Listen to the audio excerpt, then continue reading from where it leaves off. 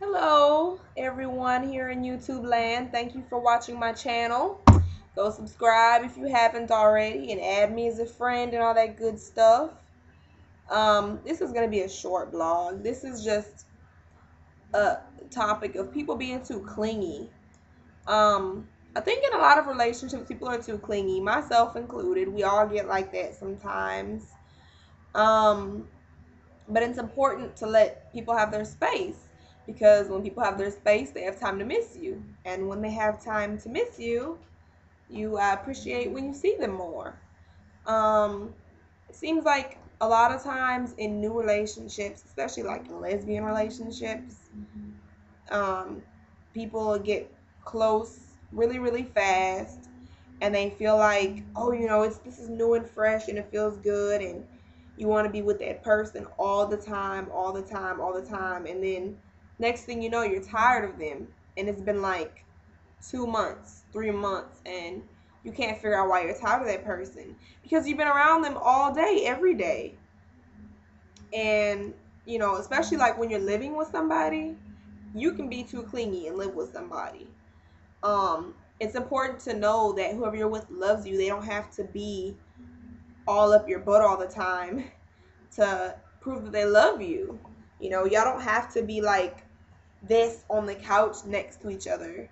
Like me and my girl, we in the bed together, we not like spooning. She sleep and I'm sleep.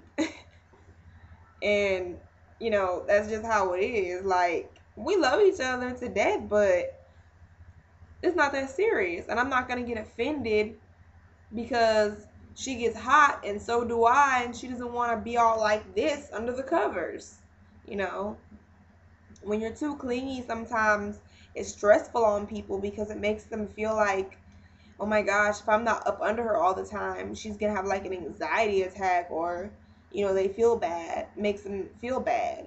And who wants to be with somebody who makes them feel bad all the time, whether it's on purpose or not? Um, I think a lot of like little clingy things that people do, calling all the time. If your girlfriend or your boyfriend's at work, they're at work, don't call them and bother them. They're at work. If you're calling just to see what they're doing, that means you don't trust them. Like they're not really at work or something. If they said they're at work, they'll text you or call you when they get a minute. They're probably gonna think about you while they're there. I'm sure it's not like they just want to be there. Um, if like if you're dating somebody and they don't answer the phone right away, a minute goes by, literally a minute, and you're texting, I called you, and another minute goes by, hey, will I get like, don't be like that. Give people their space. And a lot of times people are clingy because they don't trust. I mean, when you're around somebody all the time, you can monitor what they're doing, and when you're not, you just have to trust that they're not doing anything. So that's a big problem in relationships. If you don't give people their space, they will leave you high and dry quick. And just anybody. I mean, I'm a single. I come from a single child home. I'm an only child, so I'm kind of. I like my space. I like to have my me time, my quiet time for myself. Um, it's important to have time to yourself. You don't always have to just be with somebody or just be up somebody's butt. Um, and like I said, doing it allows people time to miss you. Anyway, like I said, that's a short blog. I just wanted to touch on that. I saw a few little quick videos on people being clingy earlier, and there's nothing wrong with being affectionate or letting somebody know that you love them, but give them time to breathe. And if somebody's telling you, hey, you're being a little clingy, don't get all offensive, and or try not to. Um, you know, just try to keep it regular and let things flow. There was a quote one time, and I don't remember exactly how it went. It was something along the lines of one of the hardest things in life is learning to be a fountain rather than a well of affection, and learning to give your affection when they do, not when you feel.